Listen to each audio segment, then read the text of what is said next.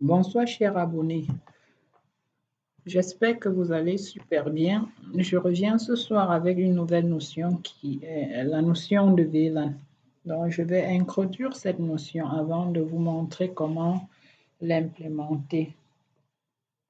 Et je vais me servir de cette topologie déjà faire en avance. Maintenant, VLAN déjà signifie Virtual Local Area Network, qui veut dire en français réseau local virtuel. Donc, ce sont des réseaux, les VLAN sont des réseaux locaux virtuels. Virtuels parce que c'est créé logiquement. De façon physique, on ne constate pas cette division-là.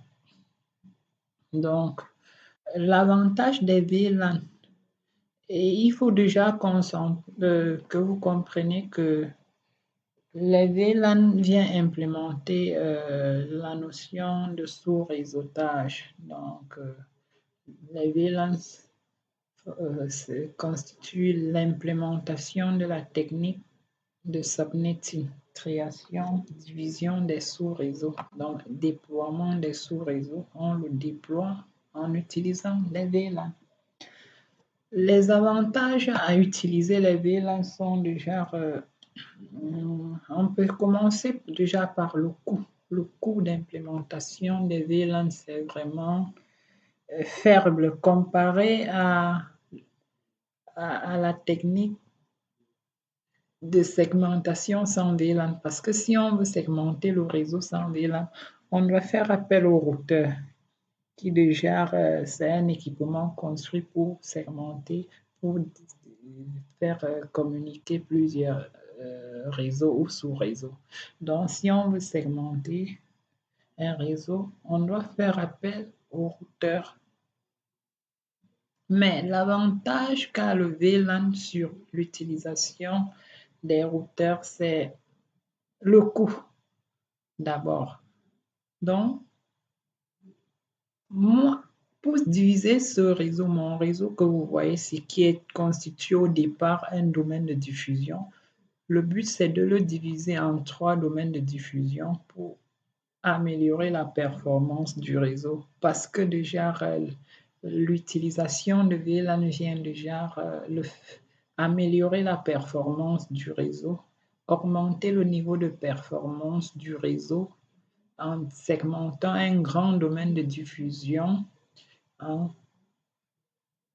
plusieurs petits domaines de diffusion. Dans mon cas, dans notre cas, le grand domaine de diffusion que constitue ce switch a été divisé en 3 domaines de diffusion dont chacun réside dans un VLAN bien précis. Cela contribue à augmenter, à améliorer la bande passante.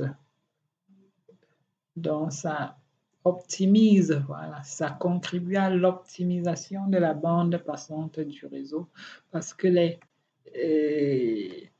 ça concentre les paquets de diffusion seront concentrés dans les VLAN concernés.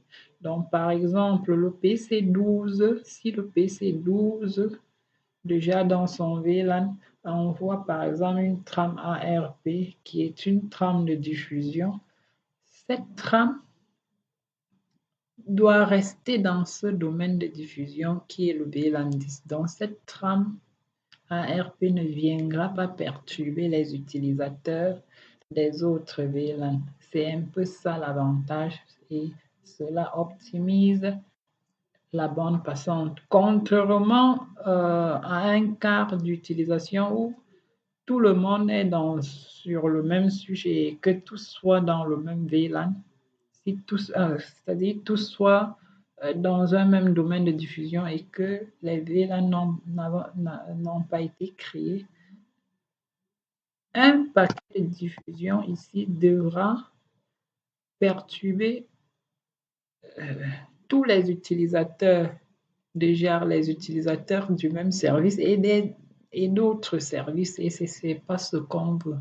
On voudrait vraiment mieux optimiser cette bande passante-là et de ne laisser que les trafics importants circuler. d'un VLAN à un autre. Donc, c'est ça. Ça augmente le niveau de performance. Maintenant, revenons au coût.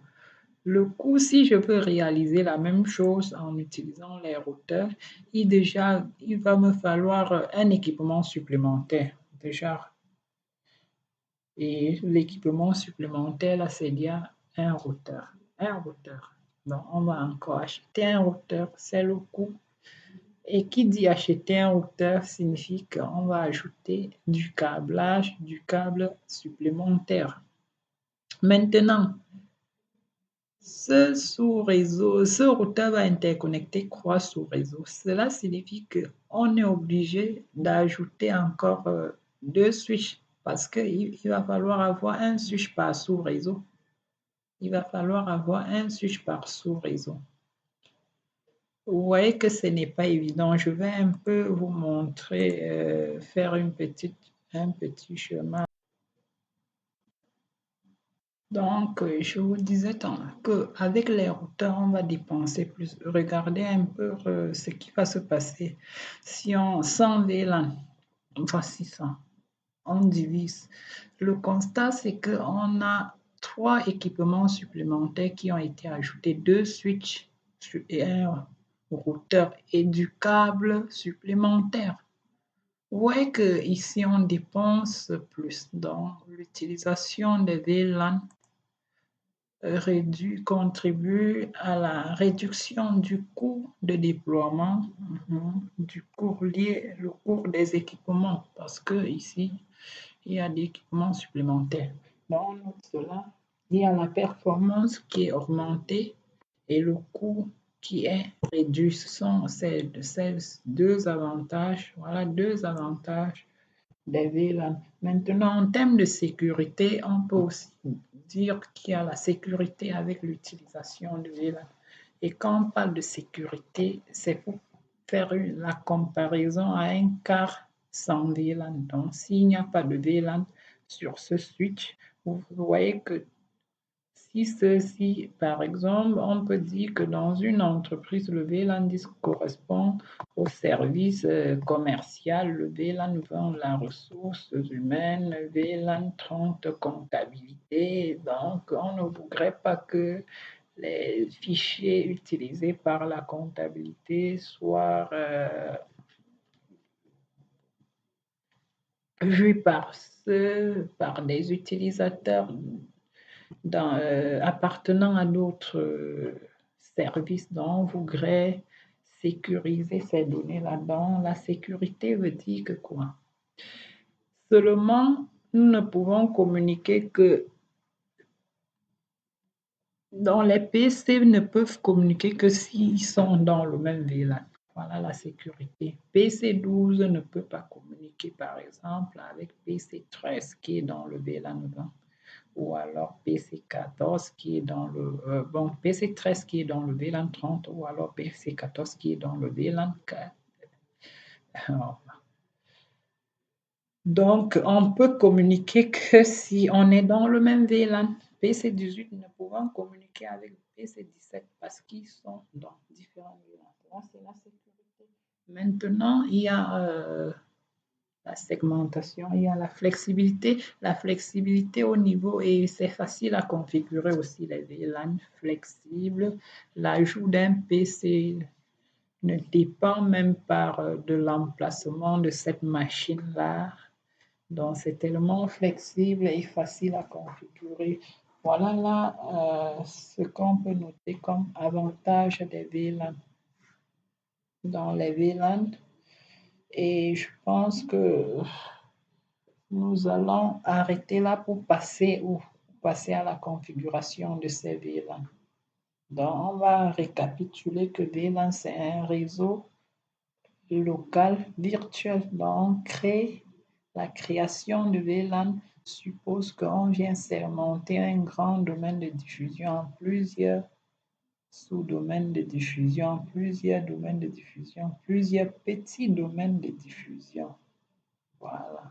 Pourquoi? Augmenter le niveau de sécurité de l'entreprise, du réseau, oui. Augmenter le niveau améliorer, optimiser la performance du réseau en optimisant l'utilisation de la bande passante, réduire le coût d'implémentation parce que, imaginez ici, dans d'autres types d'entreprises, là, on aurait aimé ça, mais il y a des réseaux un peu, imaginons dans un réseau où on ne voudrait pas trop compliquer l'architecture, il n'y a même pas l'argent pour se procurer des équipements supplémentaires et vraiment on n'en a pas besoin et je veux quand même un peu de sécurité en surmontant et la performance. Donc il est moins coûteux d'utiliser ce cas que de venir implémenter ça, ça va faire dépenser parfois pour rien. Donc c'est un peu ça et je vous remercie pour votre attention et la prochaine vidéo va parler de l'implémentation des VLAN. L'implémentation des VLAN. Merci.